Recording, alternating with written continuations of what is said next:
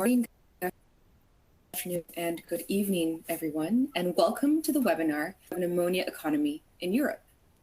My name is Cecilia G., analyst here at Lux Research, and I will be moderating today's session.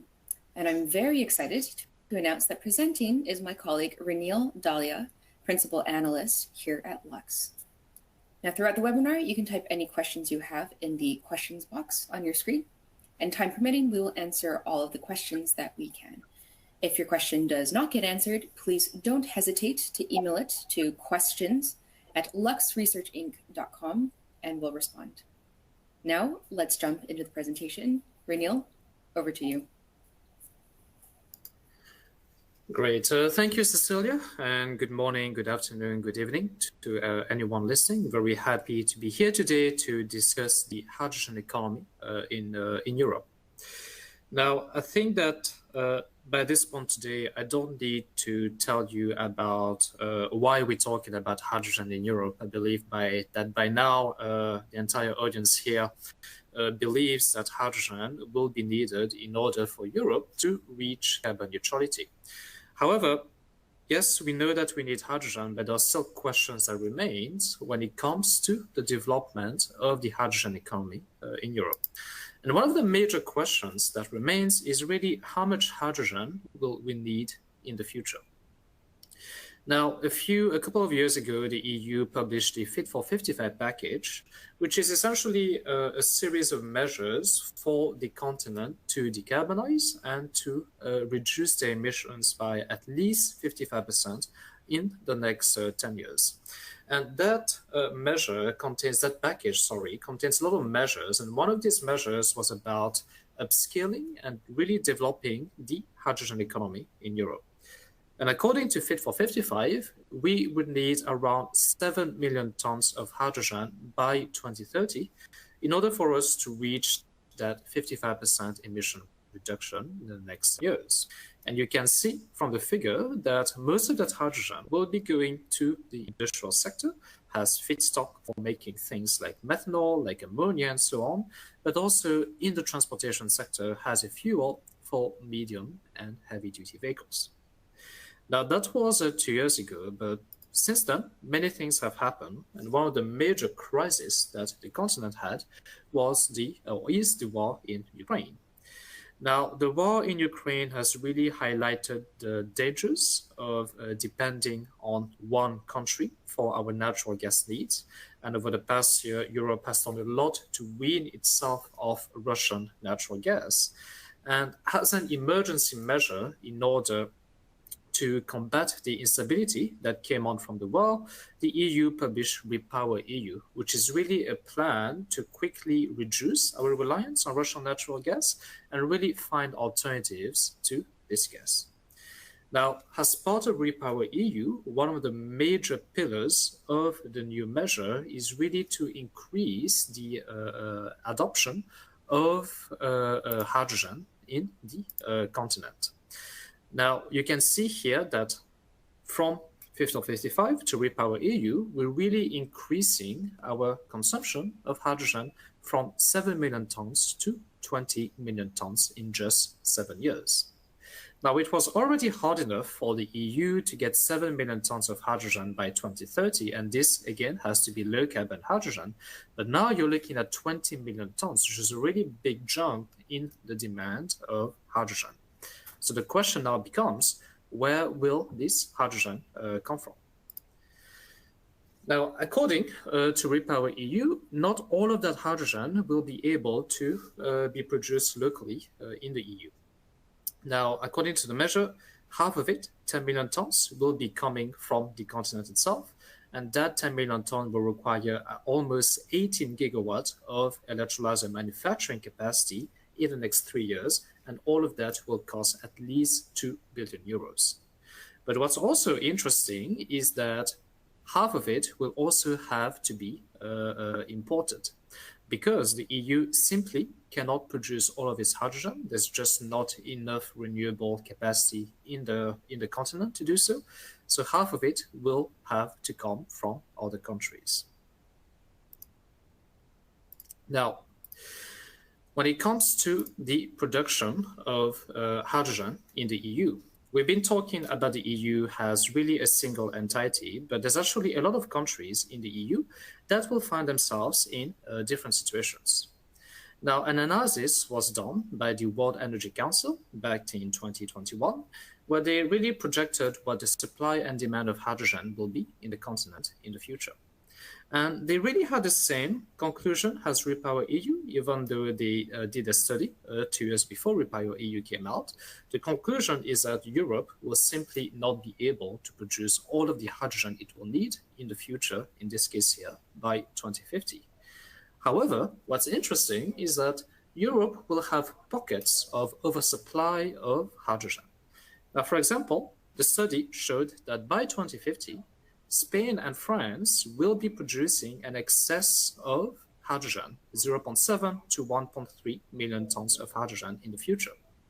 And that's because Spain has a lot of potential for solar and France has a lot of potential for extra nuclear capacity. But on the other hand, if you look at the right-hand side, large industrial nations like the Netherlands, Italy, and especially Germany will really be deficient in their demand for hydrogen. They simply won't be able to produce all of the hydrogen themselves. So in this case here, what will happen, let's say that you're Germany and you need hydrogen. Your first course of action is, of course, to look at your neighbors. Now, for example, Spain is ramping up its hydrogen capacity. What you can see here is one example of a major project, green hydrogen project, being built in Spain today, where Repsol is looking at building a 2 gigawatt green hydrogen facility. And they intend to deploy this facility in the near term before 2030. Now, if Spain will be producing an excess of hydrogen, then surely they can send some of that to their neighbors in Germany. And how will you do that? Well, this is one of the projects that Spain is actually leading. This project is called H2Med, and it's a multi-billion-dollar project that will essentially build a very large hydrogen pipeline that connects Portugal and Spain to France and to Germany. So the project will cost a lot of money. It will cost 3 billion euros, and most of that money will actually go into building the section of the pipeline that connects Spain with Marseille in France, because this will require an undersea pipeline. Now, pipelines are really a crucial piece of infrastructure when it comes to the hydrogen economy, because this is really how you transport hydrogen around. And hydrogen pipelines, they are not new. They've been around for many years. It's just that there aren't a lot of them today because you don't really need to transport hydrogen over long distances. But pipelines are a very good way of transporting hydrogen because it's really the cheapest mode of hydrogen production. The big expense when it comes to pipeline is actually having to build the pipeline itself. But once you have done so, once you have put the pipeline in place, it has a very low maintenance cost and also a very long lifetime. But what about the cost of transporting hydrogen into a pipeline? How much will it cost to do that? As you can see from the figure, it doesn't really cost a lot of money. We did this estimation looking at the cost of transporting hydrogen over 700 kilometers, and doing so will essentially only add €0.5 to the total cost of hydrogen. So let's say it costs you perhaps €2 to produce 1 kilogram of hydrogen in Portugal. You will only add an extra 50 cents in order to send it to Germany. Now, this is, of course, an estimation. The actual cost will vary, but the key takeaway remains the same. Transporting hydrogen via a pipeline is not very expensive. And if you look at the breakdown of the costs, you can see that half of it is actually going into compressing the hydrogen in order to put it in the pipeline. And then half of the other costs is really building the pipeline itself. Now, there's not much that you can do to reduce the cost of compression, because at the end of the day, centrifugal compression is a really commercial technology, not much potential for innovation there. But what about the pipeline? Because this analysis assumes that you're building a brand new pipeline for hydrogen, but can you actually repurpose an existing natural gas pipeline in order to transport this hydrogen? Because if you're able to do so, then you don't really need to pay for a new pipeline, and the cost of infrastructure then becomes much lower. And the answer to that is yes, you can actually repurpose a natural gas pipeline to transport hydrogen. And this is what the European Hydrogen Backbone Initiative is about.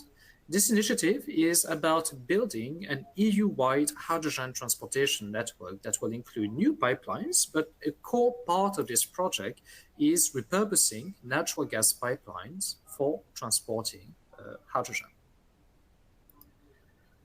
Now, using existing gas pipelines for hydrogen, this is known as blending. This is when you inject hydrogen directly into the natural gas pipeline.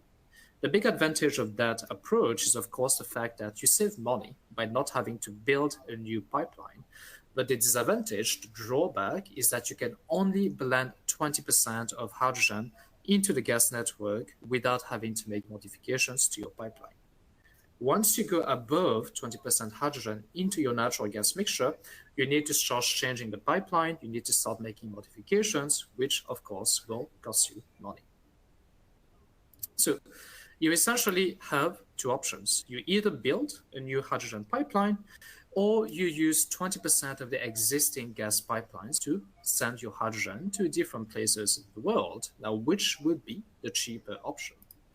Now, you would think that using existing pipelines would be cheaper, but you can see that this is not the case here. What you see on the right is the cost of using a natural gas pipeline to transport hydrogen. Now, typically, there are three components to this cost. There's compression, which is still here. The cost of the pipeline. In the case of blending, you're not building any new pipeline, which is why you don't pay any money in pipeline. However, you can see the cost of extraction, which is here very, very high. Now, in the case of a hydrogen pipeline, you don't need to pay for extracting hydrogen out of the pipeline because the hydrogen is pure. You simply take it from the pipeline. But with blending, it's not that simple because with blending, you have to take out a mixture of natural gas and hydrogen from the pipeline. You have to release the pressure, you have to feed that mixture into a pressure swing adsorption unit in order to separate out the hydrogen from the natural gas. And then you need to recompress the natural gas to feed it back into the pipeline. And this whole process, according to our estimates, will cost you a lot of money, approximately 3 euros per kilogram of hydrogen, which is much more expensive than producing the hydrogen itself. So blending using existing pipelines, repurposing existing pipelines, this is really only relevant if you're using the mixture of gas directly. For example, you can feed in 20% hydrogen and 80% natural gas directly into a gas turbine. But if you need pure hydrogen, then relying on blending becomes much more expensive. So here, what are your options? One thing is that you can use innovation in order to reduce costs. Now, the big cost penalty in blending is the extraction process. And there are today many companies working on alternatives to pressure swing adsorption in order to extract and separate hydrogen out of the mixture. Now, one such company is Gas, based out of Singapore. They are developing a membrane to separate out hydrogen from a mixture of gases. Now, this company, Gas, they actually focus on industrial separation. So they tested their membranes in hydrogen concentrations as low as 35%, but we spoke to the company and they said that they can go to even lower blends of hydrogen if needed. So this is one of the few companies working on membranes for hydrogen separation. Membrane technology today is not yet ready for gas separation for industrial applications. There's a lot of challenge that remains around solving the stability of the membrane itself, but also manufacturing large membrane sheets. But this is the kind of innovation that will really solve one of the major challenges of the hydrogen economy, which is reducing the cost of extraction of hydrogen from a natural gas pipeline. So going back to this figure, we've established here that Germany could get hydrogen from Spain and maybe even France, but still you can see that this won't be enough to meet their demand because Germany has a very large or will have a very large demand for low carbon hydrogen in the future. And if Germany cannot get enough hydrogen from Spain and from France, then they will have no choice but to turn towards international imports. And this is where it gets more tricky. Because the question then becomes, where will the hydrogen come from and how do you get it into the country? So let's tackle the second question first. The cheapest way, as I've said before, to transport hydrogen is to build a pipeline. But given recent events, it's very unlikely that Germany will ever build a pipeline that connects itself with a country that is outside of the EU. So if you do not want to use a pipeline to bring in your hydrogen, then what are your other options? Germany will actually have to rely on one of these options: liquefaction to produce liquid hydrogen, ammonia, or liquid organic carrier. Now, these are today the leading carriers under consideration for transporting hydrogen internationally.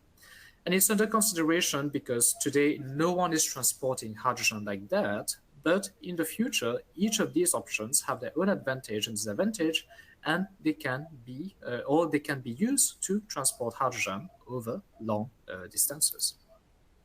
So, taking a look first at liquefaction. Now, with liquefaction, you essentially cool the hydrogen down to very low temperatures of minus 270 degrees Celsius, and you transport it directly as liquid hydrogen. The advantages of liquefaction is that one, liquid hydrogen has a very high storage density, and two, the hydrogen remains pure throughout the entire cycle. But the disadvantage is that it's a very energy-intensive process. You need a lot of energy, which means that you also need a lot of money to do so.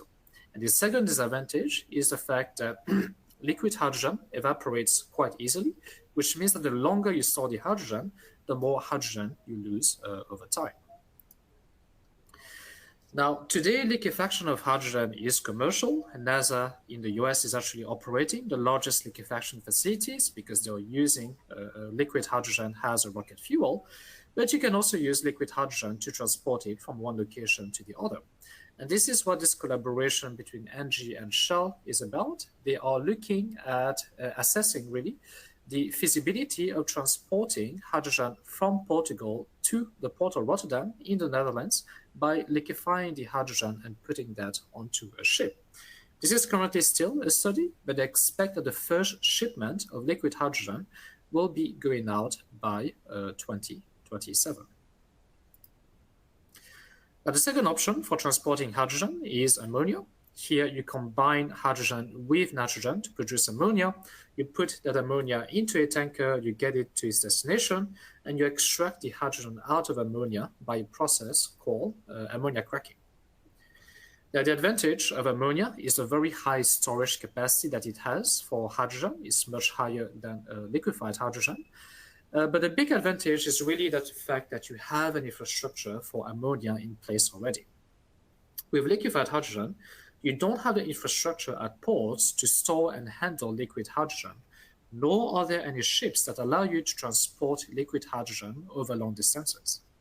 With ammonia, you already have all of this because ammonia is today used as a fertilizer and is already being traded around the world. So you have everything you need for using ammonia as a carrier for hydrogen today. The only thing that's missing is the technology for extracting hydrogen out of the ammonia.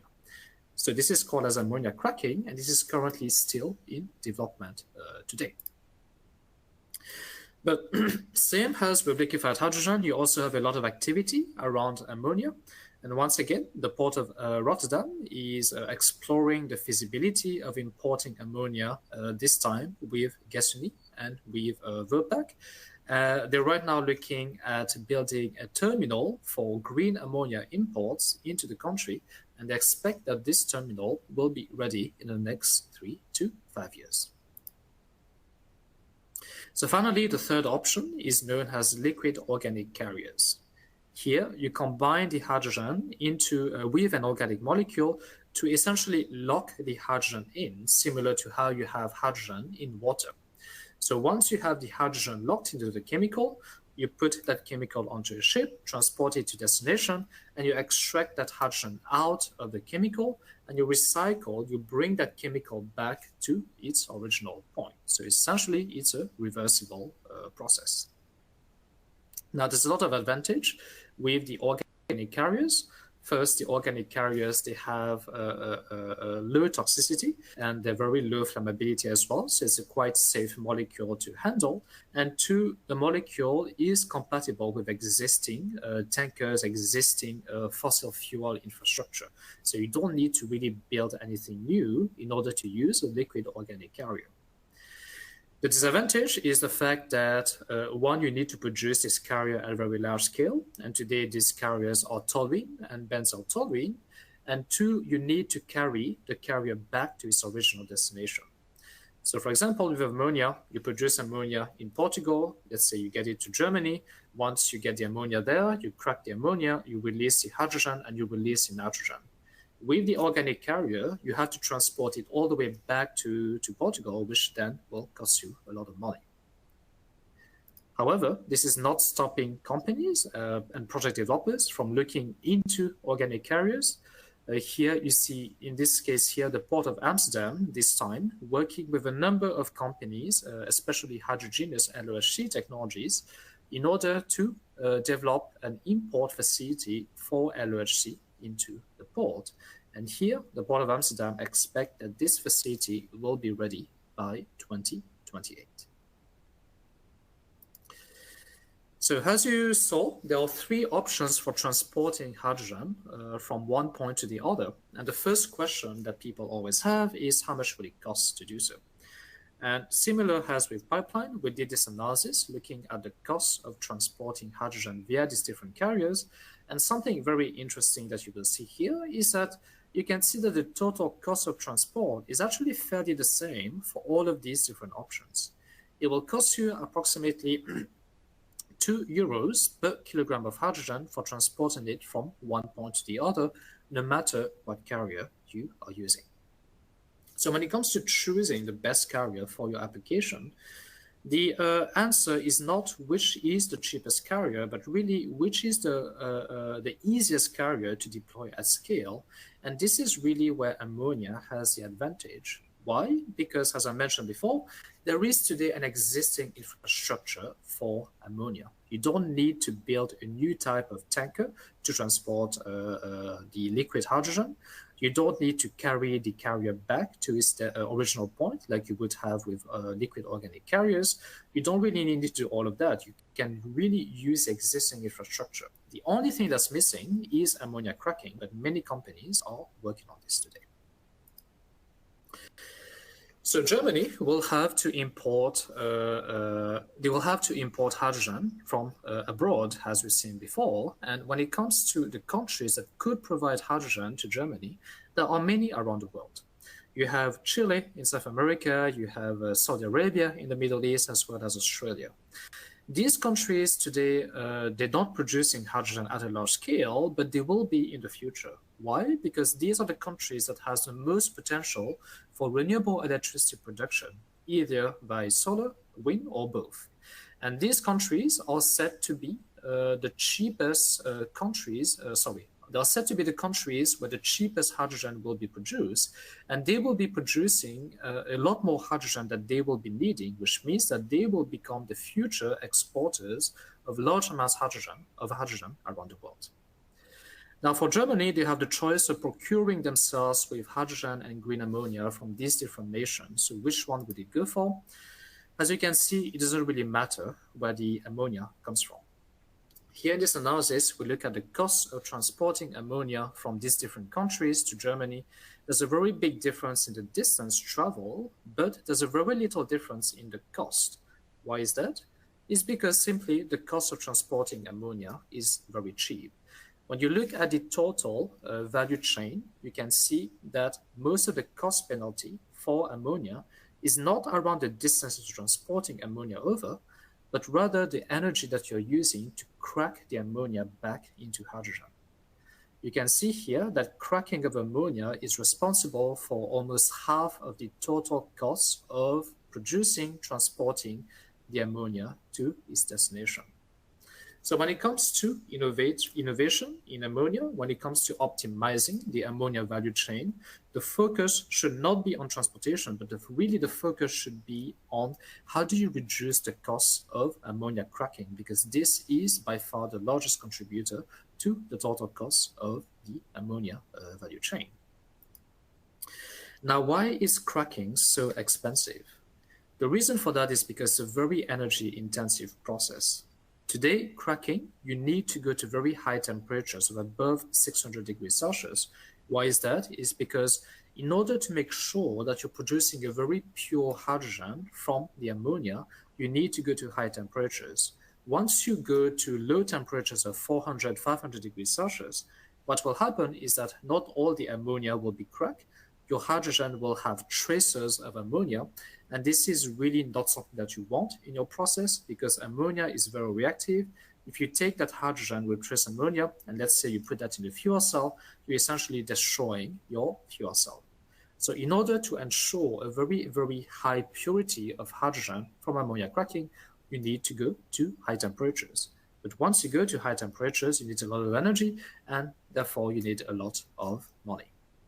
So this is why today, when it comes to innovation in ammonia cracking, the focus is really on reducing the temperature of cracking as well as the energy requirement of the cracking process. And there are today many companies working on this problem. Ammonia cracking is not commercial yet, it's currently still in development, but today there are many companies, large corporations as well as startups active in the space. And what you see here on this figure is all the companies that have announced intentions to build or to develop ammonia cracking technology and facilities. Now you have your usual suspects, the large corporations like Topsoe, Johnson Matthey, Clariant, and so on. But there's also a very healthy landscape of startups in the space, active in the space, and all of them are looking to be the first one to build a commercial scale ammonia cracking facility.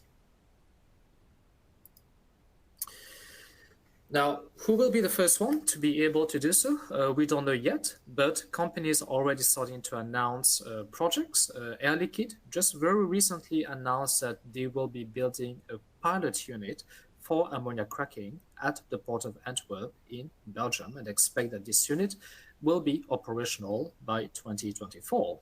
They're not the only one. Other companies like Linde, for example, have announced also plans to scale the technology up. So the expectation is that over the next 2 years, we expect a lot more of ammonia cracking projects to be announced around the world, starting in Europe, yes, but we also expect many to be announced in Asia, Japan, and Korea as well. So concluding the presentation today, as we've established earlier, there simply won't be enough hydrogen produced in Europe. In order for Europe to meet the goal of Repower EU and eventually their carbon neutrality targets, they need to be importing hydrogen. They won't be able to produce all of it within the EU. Two, Europe has many options for transporting hydrogen.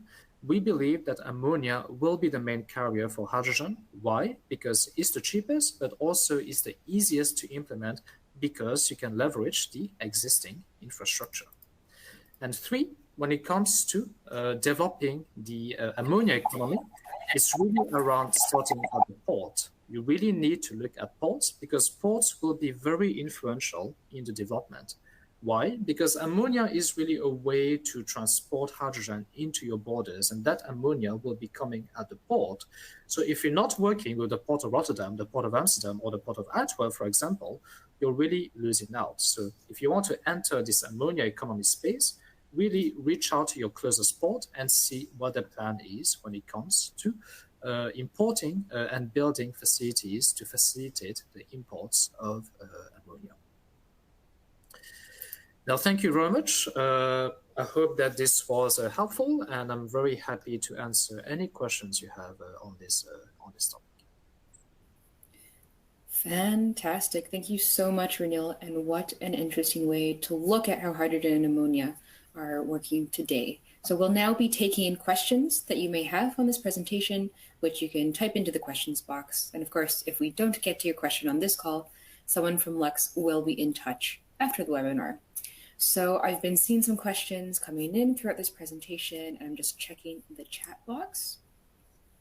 And I think I'll start with this one. So Renil, for you, If ammonia dominates the hydrogen carrier space, like you're saying, is there no role for something like a liquefied hydrogen or liquid organic carriers in this hydrogen economy? What are your thoughts here? Yeah, it's no, I wouldn't say that there is no role for the other two carriers. Yes, we believe that ammonia will be the primary carrier for hydrogen, but you cannot use ammonia for everything. The major reason for that is because it's toxic. Ammonia is extremely toxic. I mean, diesel and gasoline is toxic.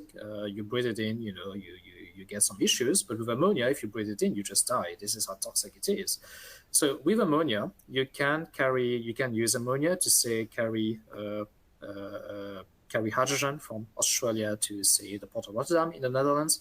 But once you reach the port of Rotterdam and you want to carry that hydrogen within the country itself, you won't be able to use ammonia because it's too toxic. You're too close to the general population.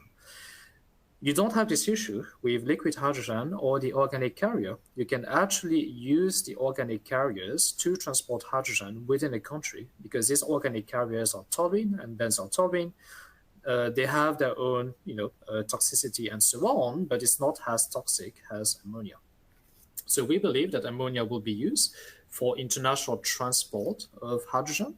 But once you're in the country and you're looking at transporting hydrogen, let's say via your rivers, for example, then the organic carrier or even liquid hydrogen then becomes a good option to do so. No, absolutely understand. And it's interesting to see this nuance in application depending on where you are sitting in the value chain and how you want to use it.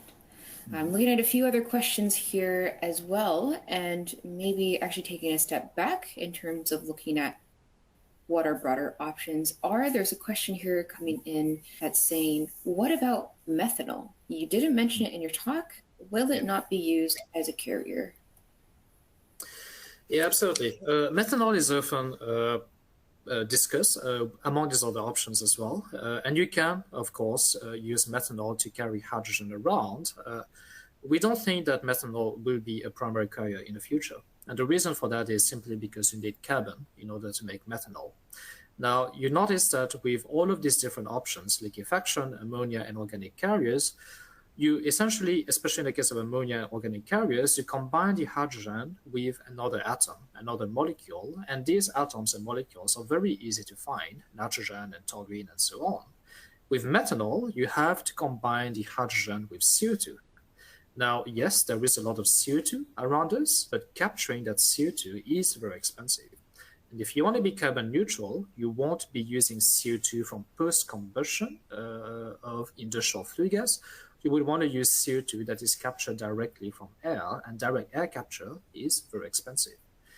Now, what you do is that you essentially capture CO2 from air, you combine it with hydrogen, into methanol, carry the methanol to destination, you get to destination, you crack the methanol in order to extract the hydrogen, and you release the CO2 out in the atmosphere.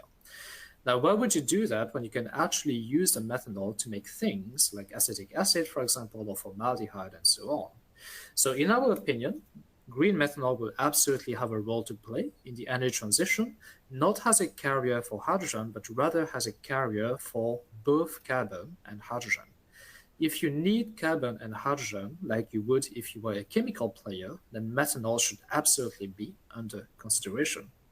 If you only need the hydrogen, you don't need the carbon, then you're going to spend a lot of money to produce methanol, but not use it to its full potential, which is why here you turn toward either the organic carriers, liquefaction, or to ammonia.